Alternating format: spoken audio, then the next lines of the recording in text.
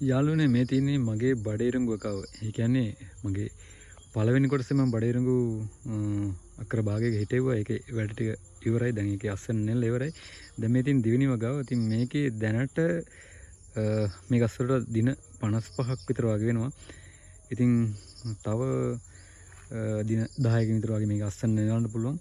ඉතින් මෙන්න මේකේ පුංචි වීඩියෝ එකක් ගේන්න කියලා හිතුවා. දැන් මෙන්න මේ විදිහට තියෙන්නේ. ඉතින් මම මේකේ මූලිකව කොහොමද කරගෙන ආවේ කියලා ඔයාලට පොඩි වීඩියෝ එකක් ගේන්නම්.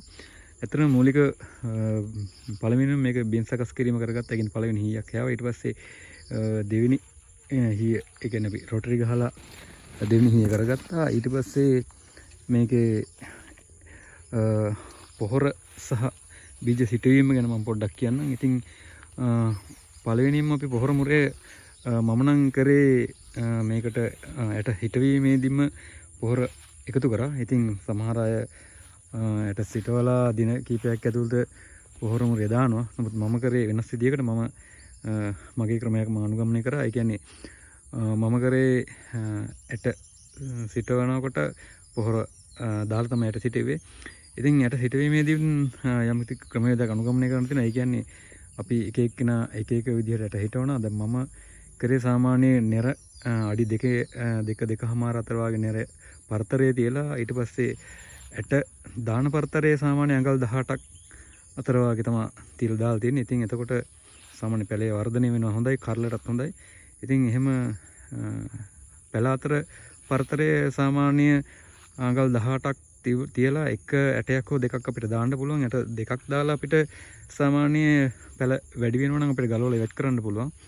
ඉතින් එන්නේ විදිහට හදාගෙන ඊට පස්සේ අපි දෙවෙනි පොහොර මුරේ සාමාන්‍ය දින 20ක් 21ක් අතර වගේ මම නම් මේවට දාලා තියෙන්නේ. ඊට පස්සේ තුන්වෙනි පොහොර මුරේ විදිහට දින 35ක් අතරතුර වගේ දාලා තියෙනවා. එතකොට ඒකට අපි යූරියා TDM කලවම් කරලා දාලා තිනවා. දෙවෙනි මුරේට අපි යූරියා කලවම් කරලා යූරියා දාලා තියෙනවා. ඉතින් මෙන්න මේ විදිහට තමයි සාමාන්‍ය විදිහට බඩේරුංගුව ගාව කරගෙන යන්නේ මම නම්. ඉතින් ගොඩක් දෙනෙක් කරනවා ඒක එක එක විදිහට. ඉතින් එක එක්කෙනා ක්‍රමවේද අනුගමනය කරනවා. ඉතින් කොහොමද දැනට මේ වගාවට මෙන්න මේ සාමාන්‍ය සාර්ථක විදිහට තියෙනවා. ඉතින් දැනට දින 55යි අපිට තව දින 10කින් මේකේ කිරීරුංගු අස්සන්නක් නෙලා ගන්න පුළුවන්.